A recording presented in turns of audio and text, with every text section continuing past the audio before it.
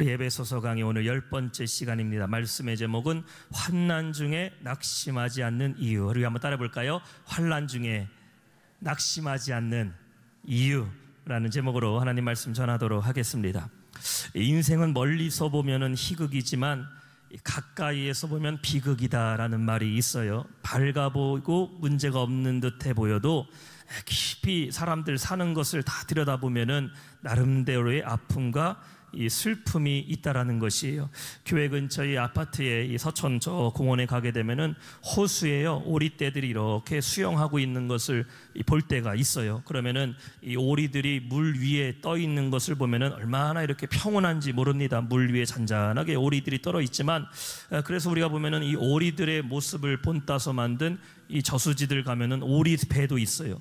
근데 오리들이요, 물 위에 떠 있기 위해서는 그 물 속에서는 얼마나 바쁘게 오리발을 움직이면서 발길질을 하고 있는지 모릅니다. 지금은 이 광교 호수 공원으로 바뀌게 됐지만, 제가 이 대학교 때만 해도 거기가 옛날에는 원천 유원지였어요. 아셔요? 원천 유원지? 그래서 우리 옛날에 교회에 있을 때 거기가 원천 유원지였고, 원천 유원지에 가면 뭐가 있었냐? 그 당시에 오리배라는 게 있었습니다. 그래서 저도 그때 돈으로 5,000원이었던 것 같아요. 5,000원. 기억나시? 오리배 타보신 분? 다들 뭐 수준이 있으셔서 오리배도 타보시고 데이트도 해보시고, 누구랑 데이트했냐고는 물어보지 않을게요. 저도 대학교 때에 그 원천 유원지에 가서 오리배를 한번 타봤어요. 이 오리배 타면은 얼마나 재밌을 것 같아 보이잖아요. 그래서 오리배를요 5,000원 내고 딱 배를 타면은요, 이게 멀리서 보면은 그 원천 유원지에 떠다니는 오리배가 참 낭만이 있고 좋아 보이지만, 그 배 타보신 분들 기억나세요? 발길질을 어마어마하게 해야 됩니다. 자전거 페달질을요 엄청 해야 되고, 특히 나는 아니지만 자매랑 같이 탄 사람은 남자가 계속 발길질 해야 돼요. 그래서 이게 제가요 그때 한번 오리배 타고 나갔다가 다시 돌아오려고 발길질을 엄청 자전거 페달질 하느라고요, 그 뒤로는 지금까지 다시는 오리배 안 탄다고 결심해서 오리배는 안 탑니다. 그러니까 우리가 보면은 인생이라는 것이 멀리서 보면은 저 석양이 지는 오리배 떠다니는 것처럼 아름다워 보이지만, 가까이에서 그 오리배 타고 있는 사람 보면은 그 물 위에 떠갖고 인생의 방향을 내가 살기 위해서 얼마나 애쓰면서 그 페달질이죠, 발길질 하면서 살아가고 있는지 모른다라는 것이에요. 그러니까 주변에 보면은 다 아무 문제 없이 걱정 없이 목사님도 참 걱정 없어 보인다 이렇게 생각할 수 있지만, 다 우리는 때로는 아픔과 슬픔을 겪을 때가 있고, 또 때로는 시련과 위기를 만나서 낙심할 때가 다 있다라는 것이에요. 그래서 이 낙심이라는 한자의 뜻이 뭐예요? 떨어질 낙에 마음 심자를 갖다 썼어요. 떨어질 낙에 마음 심. 다시 말해 마음이 땅으로 떨어진다, 이게 낙심입니다. 사전의 의미가 이래요. 희망이나 기대가 좌절되고 의욕을 잃은 상태, 슬프거나 실망해서 내 마음이 무거워지게 되면은 그게 뭐다? 낙심이다라는 거예요. 낙심. 오늘 성경에도 이러한 낙심에 대해서 말하고 있어요. 13절에 보면은 그러므로 너희에게 구하노니 너희를 위한 나의 여러 환난에 대하여 낙심하지 말라, 이는 너희의 영광이니라. 오늘 본문에서도 이 낙심이라는 말을 영어 성경에 보면은 lose heart라고 말합니다. lose heart, 마음을 잃어버리게 되다. 원어를 보게 되니까요, 엔카케오라는 단어를 썼어요. 엔카케오. 엔이라는 말은 안에서라는 거예요. 내 안에. 카케오, 우리가 카카오라고도 말할 수 있겠지만, 카케오라는 것은 바로 해로운 것, 나쁜 상태를 말합니다. 그래서 겉으로 보기에는 멀쩡해 보여요. 근데 우리말로 내 속이 다 문드러졌다, 내 속이 병들었다, 이 말이 바로 이 낙심이라는 뜻을 가지고 있다라는 것이에요. 자, 그러면은 믿지 않는 사람들, 예수님을 믿지 않는 사람들만 낙심하고 믿는 사람들은 낙심하지 않습니까? 아닙니다. 믿음이 있는 성도들도 낙심에 빠질 때가 있어요. 사명이 있는 사명자들도 낙심에 빠지게 될 때가 있습니다. 민수기 11장 14절과 15절에 보면은 모세가 낙심해서 하나님께 이렇게 토로하는 장면이 나오게 돼요. 책임이 심히 중하여 나 혼자는 이 모든 백성을 감당할 수 없나이다. 주께서 내게 이같이 행하실진대 구하옵나니 내게 은혜를 베푸사 즉시 나를 죽여 내가 고난당함을 내가 보지 않게 하옵소서라고 말하고 있어요. 이 모세가 언제 이 말을 했느냐, 이스라엘 백성들이 배고프다고 모세에게 원망하게 되니까 모세가 하나님께 기도하죠. 하나님, 이 백성 저 애굽에서부터 가나안까지 데리고 나왔는데 뭘 먹여야 될 거 아닙니까? 뭐 먹여야 됩니까? 배고프다고 아우성인데 하나님 먹을 거 주세요라고 얘기하니까 하나님이 그 다음날 아침에 뭐 내려주셨어요? 만나 내려주셨어요. 만나. 그래서 백성들이 만나를 배불리 먹었습니다. 맨 처음에는 설탕 과자 같고 가시 같아서 맛있게 잘 먹었는데 백성들의 입이요 아주 짧아요. 만나 먹다가 또 불평하기 시작하죠. 모세에게 달려와서 우리에게 고기 먹게 해달라고, 언제 고기 먹여줄 거냐고 이렇게 불평하는 백성들의 모습을 보면서 지금 모세가 하는 말입니다. 하나님, 내가 도무지 이 백성들을 감당할 수가 없으니까 나에게 은혜를 베푸셔서 지금 나를 죽여달라는 거예요. 지금 나를 죽여달라. 죽는 것이 이러한 고난 당하는 것보다 더 은혜롭다라고 말하고 있어요. 지금 깊은 낙심에 모세가 빠져버린 겁니다. 그런가 하면 열왕기상 19장 4절에 보면 엘리야가 하나님께 이렇게 말하죠. 여호와여, 넉넉하오니 지금 내 생명을 거두시옵소서. 나는 내 조상들보다 낫지 못하나이다 하고 낙심한 엘리야가 로댓나무 아래에서 죽기만을 바라고 있어요. 엘리야가 어떤 사람입니까? 이 일이 언제 일어났어요? 저 방금 전까지만 해도 갈멜산에서 850대 싸움에서 승리했던 불의 종 엘리야가요, 그 큰 승리 바로 다음에 공허함과 핍박에 그에게 낙심이 찾아오게 됐어요. 그러니 승리한 다음에 로뎀나무 가서 죽겠다고 말하는 겁니다. 욥기 3장 11절에 보면은 하루아침에 모든 고통을 당하게 된 욥이 낙심해서 이렇게 말해요. 어찌하여 내가 태에서 죽어나오지 아니하였던가? 어찌하여 내 어머니가 해산할 때 나를 숨지지 아니하였던가? 차라리 내가 태어나지 않았다면은, 아니 차라리 내가 날 때부터 죽었다면 행복할 텐데 왜 이러한 고통이 나에게 찾아오게 됐냐라고 말하고 있어요. 이 공통점이 있어요. 공통점 뭡니까? 낙심이 찾아오게 되면은 무엇을 잃어버리게 된다? 살고자 하는 의욕을 잃어버리게 돼요. 이것이 낙심의 가장 큰 두려움입니다. 사람이 낙심에 빠지게 되면은요, 살고 싶은 생각이 안 들어요. 이런 말 하면 안 되겠지만 차라리 죽는 게 낫겠다. 내 안에 의욕이 사라져버려요. 살아야 될 목적도 잃어버리게 돼요. 이것이 바로 낙심이 무서운 거예요. 그래서 낙심함으로 인해 스스로 목숨을 끊는 사람들이 있어요. 가룟 유다가 예수님을 은 30에 팔아버리죠. 그리고 낙심해서 스스로 목숨을 끊어버리게 됩니다. 마태복음 27장 5절에 보면은 유다가 은을 성소에 던져놓고 물러가서 스스로 목매어 죽은지라. 이 가룟 유다가 예수님 팔아버린 다음에요, 예수님 잡혀가지게 되자 그제서야 정신 차리게 돼요.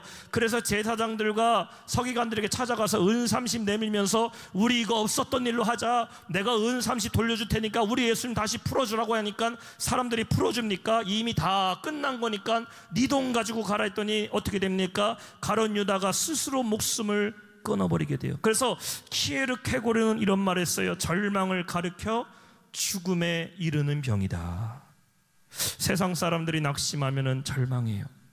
헤어나올 수 없이 깊은 낙심에 빠지게 되면은 스스로 깊은 절망에 빠져버려요. 그러나 우리 믿음의 성도들은 낙심 중에서도 어떻게 해야 돼요?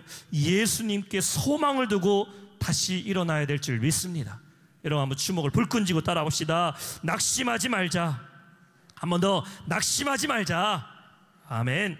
자, 오늘 본문은 사도 바울은 복음을 위하여 당하는 고난에 낙심하지 말라라고 우리에게 말씀하고 있어요. 오히려 이 고난이 우리에게 무엇이라고 말하고 있습니까? 영광이다라고 말하고 있어요. 환난과 실패와 절망을 받아들이는 사람은 낙심 속에서 헤어나올 수가 없어요. 그러나 내가 환난과 실패를 만난다 할지라도 이 일을 통하여 하나님의 영광이 있다는 것을 믿는 사람은요, 소망 가운데 다시 일어날 수 있음을 믿으시기 바랍니다. 자, 그렇다면 어떻게 해야 믿는 성도는 환난 중에 낙심하지 않게 될까? 오늘 본문이 아주 중요합니다. 여러분 잘 들으시고 환난 중에 승리하는 성도 되시기를 축원합니다. 오늘 말씀의 첫 번째는 예수 안에 능력이 있다라는 거. 따라합시다. 예수님 안에 능력이 있다.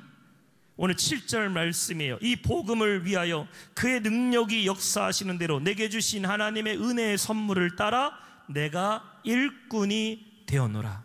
자, 사도 바울이 어떻게 복음을 전하는 사도가 되었을까요? 어떻게 그리스도의 사도가 되었고 어떻게 예수님의 일꾼이 되었습니까? 오늘 성경 말합니다. 바로 그의 능력이 역사하시는 대로, 바로 예수님의 능력을 힘입어 내가 사도가 됐다라고 지금 말씀하고 있는 겁니다. 누구의 능력으로 살게 됐다고요? 예수님 능력. 바울은 다메섹에서 예수님을 만난 그 뒤로, 이전에는 자신의 능력 믿고 살았는데 예수님 만난 뒤로 나는 예수의 능력을 의지하며 살고 있다는 것이죠. 이전에 바울을 한번 봅시다. 옛날에 바울이 사울이었을 때는요, 자기의 의와 자기 능력을 의지하고 살았어요. 빌립보서 3장 5절에 보면은 바울이 자기 자신을 이렇게 소개합니다. 나는 8일 만에 할례를 받고 이스라엘 족속이요 베냐민 지파요 히브리인 중에 히브리인이요 율법으로는 바리새인이다라고 말하고 있어요. 사울은 태어나자마자 8일 만에 할례를 받았대요. 이건 뭡니까? 이 사울의 가정, 바울이 바울 되기 전에 사울의 모습일 때 사울의 집은요 아주 유대인들 중에 유대인들 가정에서 그가 태어났다라는 것이죠. 애가 태어나자마자 엄마 젖도 안 뗐는데 태어난 지 8일 만에 된 아이에게 할례를 줬어요. 그러니까 역사와 전통이 깊은 유대인 집안에서 내가 태어났다라는 겁니다. 요즘 말로 하면은 우리 집안이 예수 믿는 대대로, 우리 집안 예수 믿는 3대 아니 5대, 우리 집안은 저 일제시대 때부터 예수님 믿었던 그 대대로 물려놓은 나는 모태신앙이다 라고 말하는 것이에요. 8절 말씀 보세요. 모든 성도 중에 지극히 작은 자보다 더 작은 자에게, 나에게 이 은혜를 주신 것은 측량할 수 없는 그리스도의 풍성함을 이방인에게 전하게 하시고. 여러분, 하나님은 풍성하신 하나님이심을 믿습니까? 우리 하나님은 적당하신 하나님, 우리 하나님은 그냥 부족하신 하나님 아닙니다. 하나님은 풍성하신 하나님이에요. 이러한 하나님의 성품이 어디서부터 드러나게 되냐? 천지를 창조하시는 것을 볼 때 창세기에서 하나님의 성품이 이미 드러나는 것을 보게 돼요. 하나님이 천지를 어떻게 창조하십니까? 계속 말씀하십니다. 번성하고 충만하라 라는 말씀을 강조해요. 영어 성경 보니까요 multiply and fill라고 말하고 있어요. 이 multiply라는 말은요 다양하게, 무성하게 증가하다라는 뜻을 가지고 있어요. filled라는 것은 꽉 채우다, 성취하다라는 것을 가지고 있습니다. 그러니까 하나님은요 한 가지만을 강조한 게 아니에요. 다양하게, 무성하게 계속해서 풍성해지는 것을 원하셨어요. 동물을 하나만 만드시지 않으셨어요. 꽃을 하나만 만드시지 않으셨어요. 세상에 보면 동물들이 얼마나 많은지 몰라요. 곤충들이 얼마나 많은지 몰라요. 과실 나무들이 얼마나 많은지 몰라요. 우리가 모르는 꽃들도 전 세계에 얼마나 많은지 몰라요. 하나님이 이렇게 풍성하게 만드셨어요. 마지막 세 번째, 예수님 안에는 지혜가 있다라는 거예요. 지혜가. 따라합시다. 예수님 안에 지혜가 있다. 첫 번째 뭐예요? 예수님 안에 능력이 있다. 두 번째, 예수님 안에 풍성함이 있다. 세 번째, 예수님 안에 지혜가 있다. 오늘 10절 말씀입니다. 이는 이제 교회로 말미암아 하늘에 있는 통치자들과 권세들에게 하나님의 각종 지혜를 알게 하려 하심이니. 여러분, 사람의 지혜가 언제 발휘합니까? 위기를 만날 때에 그것을 극복하기 위해서 지혜가 필요해요. 그래서 위기를 만나면 뭐라고 얘기합니까? 무엇을 위해 모으자라고 합니까? 우리의 지혜를 모으자라고 말합니다. 위기 중에는 기술이 필요한 게 아니에요. 위기 중에는 힘이 필요한 게 아닙니다. 위기 만났으니까 돈을 모으자 아닙니다. 위기를 만나면 지혜를 모으자라고 말을 합니다. 그 지혜가 없는 사람은요 문제를 만나게 되면 두려워해요.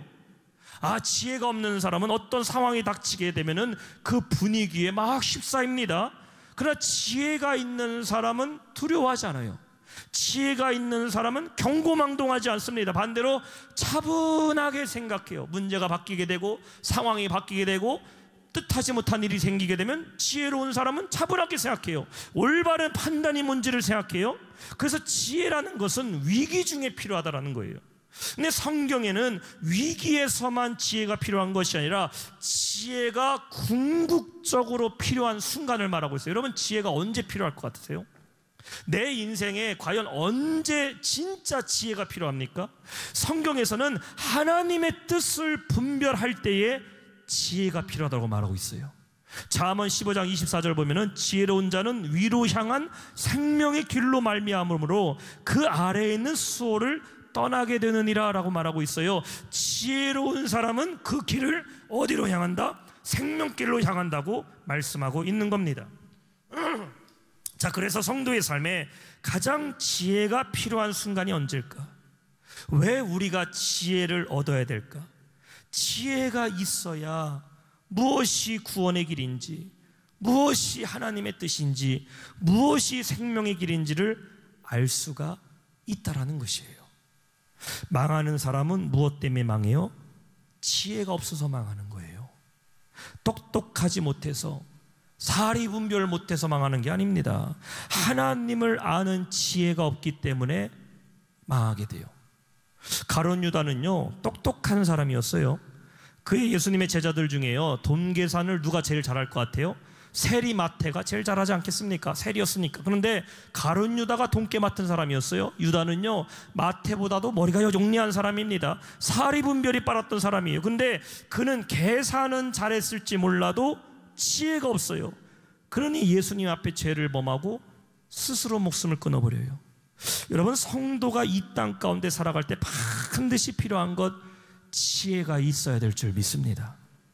이것이 내가 지혜가 있어서 말을 잘하고, 지혜가 있어서 돈을 잘 벌고, 내가 지혜가 있어서 공부를 잘하고, 지혜가 있어서 성공하기 위해서만 지혜가 필요한 것이 아니라 그보다 먼저 지혜가 있어서 하나님의 뜻을 분별하고 뭐가 생명의 길이고 무엇이 내 영혼을 살리는 것인지를 알기 위해서 지혜가 필요하다라는 거예요.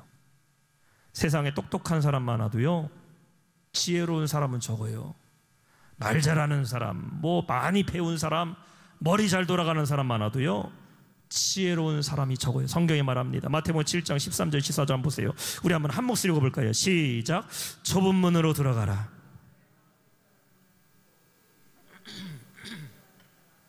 생명으로 인도하는 문은 좁고 길이 협착하여 찾는 자가 적음이라.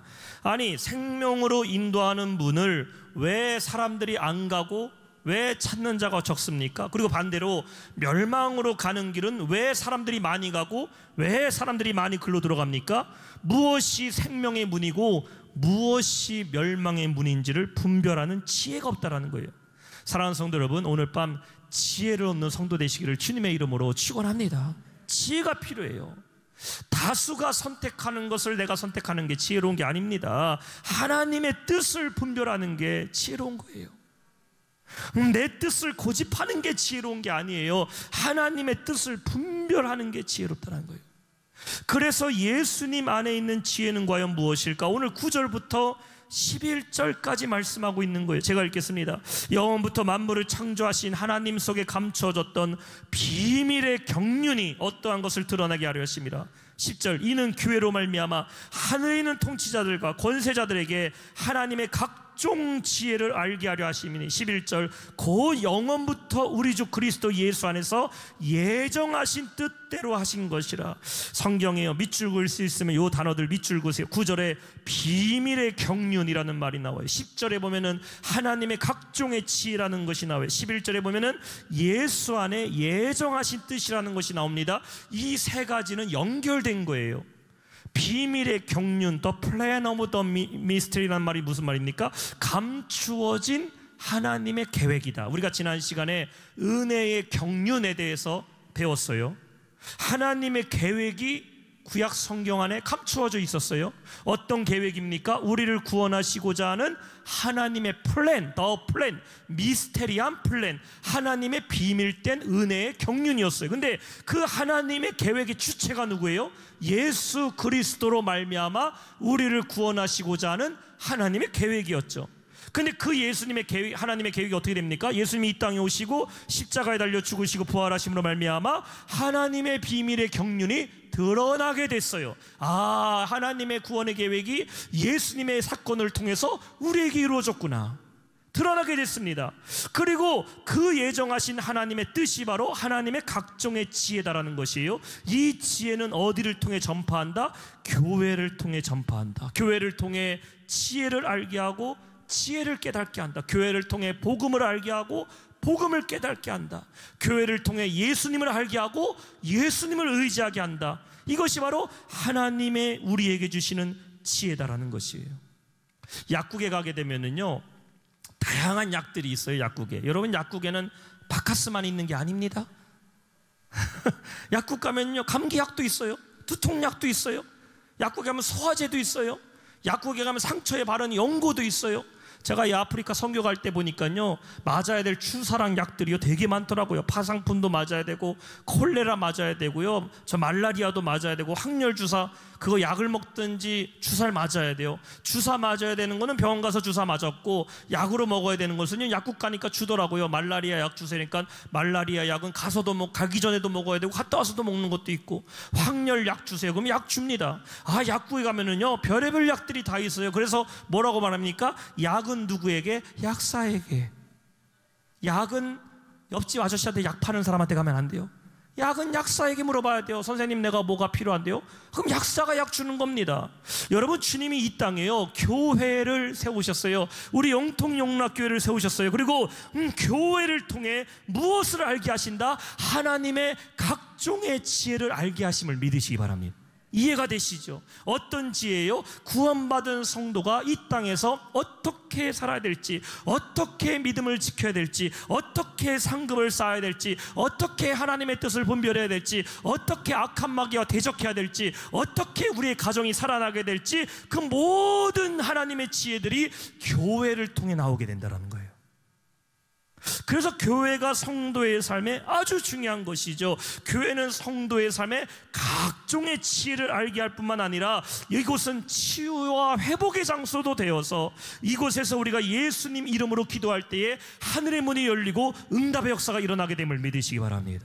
그래서 오늘 12절에 말하고 있어요. 우리가 그 안에서 그를 믿음으로 말미암아 담대함과 확신을 가지고 하나님께 나아가게 됨을 얻었느니라. 예수님 안에 지혜를 얻는 자, 하나님의 지혜를 얻는 자는 믿음으로 담대하다라는 거예요. 확신이 있어요. 그 확신 가지고 하나님 앞에 나아가게 된다는 겁니다. 오늘 밤 여러분 교회 잘 오셨어요. 이곳에서 오늘 밤 하나님의 지혜를 얻으시기를 축원합니다. 어떤 지혜가 필요하세요? 어떤 처방이 필요하세요? 약은 약사에게 물어봐야 된다면은 여러분의 인생은 예수님께 물어보면 해답 주심을 믿으시기 바랍니다. 예수님 의지하며 이 밤에도 기도할 때 주님께서 나에게 지혜를 주시고 어떤 환난에서도 우리를 이기게 하실 줄 믿습니다. 오늘 말씀 뵙겠습니다. 사랑하는 성도 여러분, 어떤 환난 만난다 하더라도 이제 낙심하지 마세요. 따라합시다. 낙심하지 말자. 절대 낙심하지 마세요. 제가 방법 다 알려드렸잖아요. 우리는 낙심하지 말아야 될 이유가 더 많아요. 왜냐하면 예수님 안에 뭐가 있다? 능력이 있기 때문입니다. 세상 사람들은 자기 능력, 자기 힘을 믿고 살아가지만 성도는 예수님 능력 믿고 사는 거예요. 저도 예수님 능력 믿고 목회하고, 여러분도 예수님 능력 믿고 세상 일하고 가정 일하고 주의 사명 감당하는 거예요. 우리는 그 능력을 은혜의 선물로 받았어요. 누구든지 예수 이름을 부르는 자는 구원을 얻으리라. 예수 이름으로 기도하면 풀지 못할 문제 없어요. 이게 저와 여러분에게 다 주신 능력이에요. 그리고 예수님 안에는 풍성함이 있어요. 풍성함. 오늘 어떤 문제로 궁핍해하세요? 뭘 낙심하고 있습니까? 뭐가 연약하고, 뭐가 내 인생에 부족하고, 무엇 때문에 그렇게 궁핍하세요? 풍성하신 주님께 맡기고 나아가시기 바랍니다. 채워달라고 기도하세요. 하나님, 날 채워주세요.